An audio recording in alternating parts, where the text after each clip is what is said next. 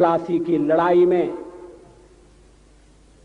जितने लोग मैदान में लड़ रहे थे उससे ज्यादा लोग मैदान के बाहर खड़े होकर तमाशा देख रहे थे, लड़ाई का परिणाम सुनने की प्रतीक्षा कर रहे थे। देश के भाग्य का निर्णय होने जा रहा था, मगर उस निर्णय में सारा देश शामिल नहीं था। विदेश मंत्री के नाते मैं अफगानिस्तान गया था।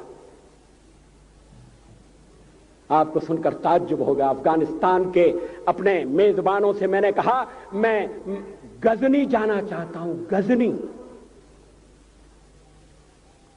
पहले वो मेरी बात उनकी समझ में नहीं आई, कहने लगे गजनी तो कोई टूरिस्ट स्पॉट नहीं है, गजनी में कोई 5 स्टार होटल नहीं है, गजनी में आप जाकर क्या करेंगे, गजनी में आप जाकर क्या देखेंगे। मैं उन्हें पूरी बात नहीं बता सकता था। मेरे हृदय में कहीं गजनी कांटे की तरह से चुभ रहा है। जब से मैंने गजनी से आए एक लुटेरे की कथा पढ़ी है और किशोरावस्था में पढ़ी है, मैं देखना चाहता था वो गजनी कैसा है। आपको सुनकर ताज्जुब होगा, महमूद गजनी का अफगानिस्तान के इतिहास में कोई स्थान नहीं है।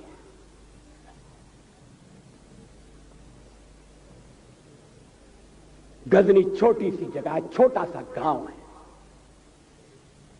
कल्पना करिए सैकड़ों साल पहले वहां धूल उड़ती थी, झोंपड़ियां थी, मगर एक लुटेरा लुटेरों को इकट्ठा करता हुआ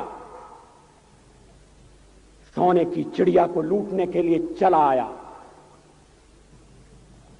आपस की फूट से जो राजा है वो लड़ेगा, जो क्षत्रिय है वो लड़ेगा। हमने समाज के बहुत बड़े वर्ग को लड़ने के अधिकार से वंचित कर दिया। हमने उन्हें हथियार नहीं उठाने दिए। मार्शल नॉन मार्शल के आधार पर हमने समाज को बांट दिया। वो लुटेरा सोमनाथ के मंदिर तक चला गया। पुजारी देखते रहे।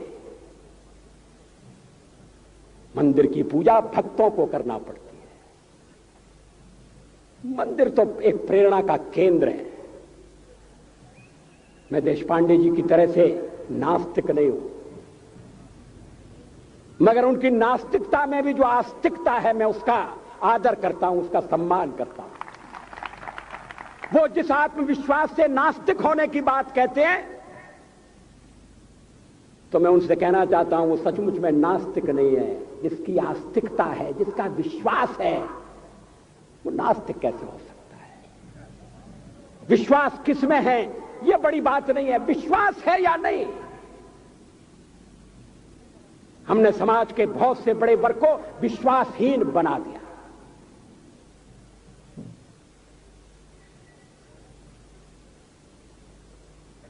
लोगों ने हथियार नहीं उठाए, वेद पढ़ने के दरवाजे बंद कर दिए। इसलिए हम पादाक्रांत हुए। अफगानिस्तान में मैंने एक बात और देखी। मुझे जिस होटल में ठहराया गया उसका नाम था कनिष्क। अफगानिस्तान एक मुस्लिम देश है। मुझे बड़ा ताज्जुब हुआ। मैंने कहा कनिष्क यहां कहां से आया? तो मेरे साथ अफगानिस्तान के विदेश मंत्री थे। मैंने कहा कनिष्क आपका कौन लगता है? कनिष्क से आपका क्या संबंध है? कहने लगे कनिष्क हमारा पूर्वज है, कनिष्क हमारा पुरखा है। He was one of our forefathers। मैंने कहा तब तो हमारे आपके पुरखे एक हैं। अफगानिस्तान के लोगों ने उपासना पद्धति बदली है, संस्कृति नहीं बदली। आज के भारत के परिवेश में यह सुनने के बाद थोड़ा विचित्र लगता है। हमारे यहां तो धर्मांतरण के साथ राष्ट्रांतरण होता है, ऐसा दृश्य दिखाई देता है। पड़ोसी देशों में ऐसा नहीं हुआ। अभी राम जन्मभूमि का मामला चल रहा है। एक विदेशी आए, कहने लगे राम जन्मभूमि का क्या झगड़ा है। हमने कहा इस पर विवाद हो रहा है कि श्री राम कहां पैदा हुए थे, और जहां पैदा हुए थे वो स्थान उनके मंदिर के लिए प्रयुक्त किया जाए या न किया जाए। वो इंडोनेशिया से आए थे, वो मुसलमान है। कहने लगे हम तो समझते थे कि राम के लिए सारे भारत में आदर होगा, सम्मान होगा। हमने कहा ये आपने कैसे समझा। कहने लगे आप तो इंडोनेशिया आ चुके हैं, इंडोनेशिया में बहुत से लोगों ने इस्लाम स्वीकार कर लिया, मगर श्री राम को विस्मृत नहीं किया, श्री राम को भुलाया नहीं। इंडोनेशिया के बाली द्वीप में 1 महीने रामायण की लीला होती है। मैं उस समारोह में जा चुका हूं।